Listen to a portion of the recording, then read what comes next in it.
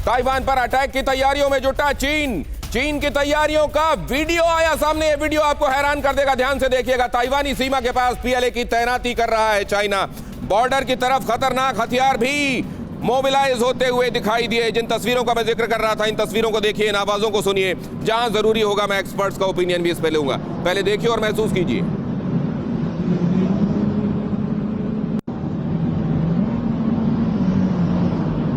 ये इतना बड़ा मास मोबिलाइजेशन, ये 83rd जो डिफेंस यूनिट की बात आप कर रहे हैं सर, ये उसका उधर जाना, आप कह रहे हैं कि उसका वो एक खास प्रयोजन से उधर गए थे और वापस लौट रहे थे। इसमें दाल कहीं काली नजर नहीं आ रही है? टेंशन कहीं और बढ़ता हुआ नजर नहीं आ रहा? पीके श्रीवास्तव सर, एक संक्षिप्त टिप्पणी आपकी।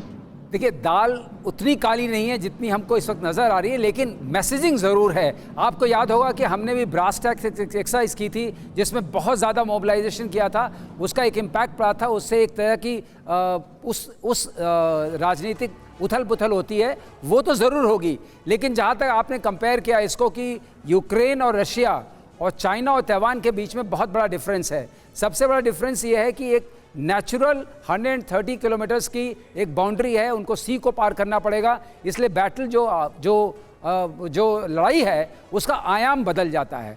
उसको हैंडल करने के लिए एक डिफरेंट टाइप से तैयारी करनी पड़ेगी।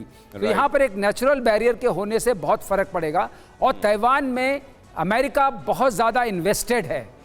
ताइवान में अमेरिका की बहुत ज्यादा इन्वेस्टमेंट, लेकिन सर यहीं पर मुझे याद आ रहा है कि इन्वेस्टमेंट है। और जहां तक मैन्युफैक्चरिंग का सवाल है, अगर ताइवान उनके हाथ से निकल गया, आप समझिए उनकी इंडस्ट्री यूएस में ठप पड़ जाएगी। सेमीकंडक्टर एक तरीके से प्रोटेक्ट करने का काम करेगा। लेकिन सर मैं एक बात यहां पूछना चाहता हूं, ये सवाल लेकर मैं आऊंगा आपके पास सुमित झा, कि क्या मार्क मिले का ये ऑब्जर्वेशन, जनरल मार्क मिले ने हाल ही में ये कहा था कि चाइना पूरी तरह से तैयार है और अब ये पॉलिटिकल डिसीजन है कि कब लेना है, कि हमला कब करना है। क्या ये पॉलिटिकल डिसीजन ले लिया गया है, मोबिलाइजेशन? इसलिए उससे पहले एक अहम खबर बता दूं, ताइवान पर चीनी तैयारी के बीच ये बहुत बड़ी खबर है। अमेरिका में ताइवान को सैन्य उपकरण की मंजूरी।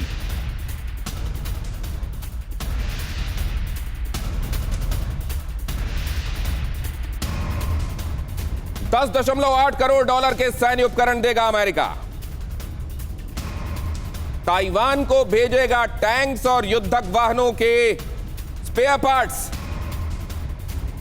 ताइवान ने आत्मरक्षा के लिए अमेरिका से मांगे थे इक्विपमेंट्स।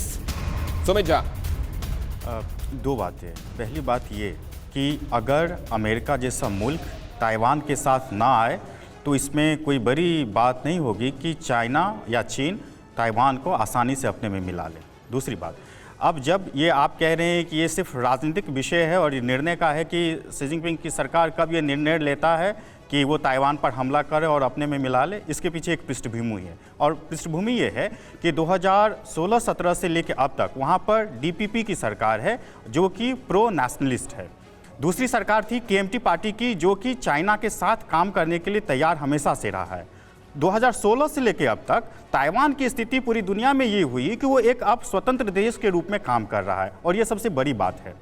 चाइना को अब ये खटक रहा है कि कहीं ऐसा ना हो कि हम कुछ ना करें और धीरे धीरे एक के बाद एक देश उसको स्वीकार करता चला जाए और एक स्थिति ऐसी बन जाए कि बाध्यता हो या लोगों की इच्छा भी हो कि ताइवान। ये बहुत बड़ी बात है, ये बहुत बड़ी बात कह रहे हैं आप कि कहीं ऐसा ना हो कि वन चाइना पॉलिसी को मानने वाले लोग धीरे धीरे कम हो जाएं और ताइवान को मानने वाले, एक्नॉलेज करने वाले एज अ डिफरेंट कंट्री ऐसे लोग बढ़ते चले जाएं। त्रिपाठी सर, क्या ये चिंता है?